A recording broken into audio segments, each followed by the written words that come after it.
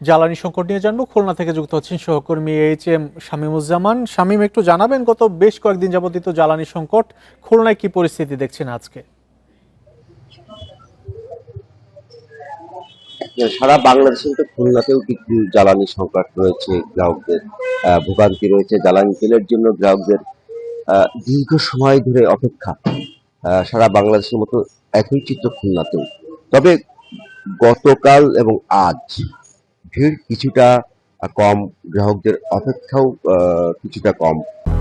200-র বেশি সার্ভিস ও ফিচারে লেনদেনের সব বিকাশ অ্যাপে সম্ভব।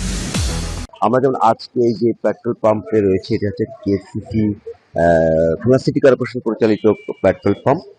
এখানে আমরা সকাল থেকে অপেক্ষা করছি। আমরা কিন্তু দেখছি যে অন্য দিনের চেয়ে আজ ভিড় কিছুটা হলেও কম। অন্য দিন 2 থেকে 3 ঘন্টা জ্বালানি তেলের জন্য অপেক্ষা করতে হয় গ্রাহকদের। আজ সেখানে আমরা কিন্তু দেখছি 15 থেকে 20 মিনিট পর্যন্ত অপেক্ষা করা লাগছে। এবং যেমন দীর্ঘ লাইন থেকে আমরা গত শুক্রবারও দেখেছি যে দীর্ঘ লাইন, গত শুক্রবারের চেয়ে আজ কিন্তু লাইন কিছুটা হলেও কম। আহ, যে কারণে আসলে গ্রাহকদের মধ্যে এক ধরনের স্বস্তিও রয়েছে। আমরা কয়েকজন গ্রাহকের সাথে কথা বলেছিলাম, তারা বলছেন যে অন্য দিন যেমন 2 থেকে 3 ঘন্টা অপেক্ষা করা লাগে, আজ 10 থেকে 15 মিনিট অপেক্ষার পরেই তারা জ্বালানি তেল পাচ্ছে। অন্য দিন হয়তো বা 200 টাকা থেকে 300 টাকার তেলও নেওয়া যায় না। আজ কিন্তু স্বাভাবিকভাবেই 500 টাকার পর্যন্ত জ্বালানি তেল নেওয়া যাচ্ছে। এবং এই যে পেট্রোল পাম্প কর্তৃপক্ষ কিন্তু দিতে অনীহা প্রকাশ করছেন না। এবং অনেকেই মনে করছেন যে হয়তোবা যে মধ্যপ্রাচ্যে যে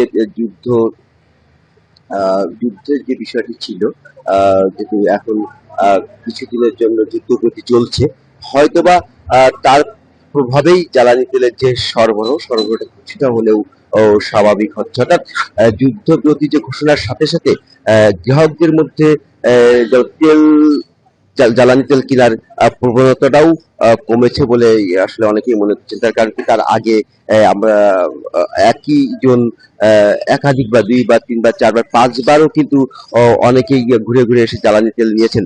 সেইটা গত 2-3 দিন ধরে একটু কম বলে কিন্তু আসলে পেট্রোল পাম্প কর্তৃপক্ষ আমাদেরকে জানিয়েছেন যে না, এখন গত 2-3 দিন ধরে আসলে অনেকেই স্বাভাবিকভাবে তেল নিচ্ছেন, বা অনেকে আগে যেমন জ্বালানি তেল নিতেই হবে, তারাও দেখেছেন যে একই ব্যক্তি ঘুরে ফিরে বারবার করে নিতে আসছেন।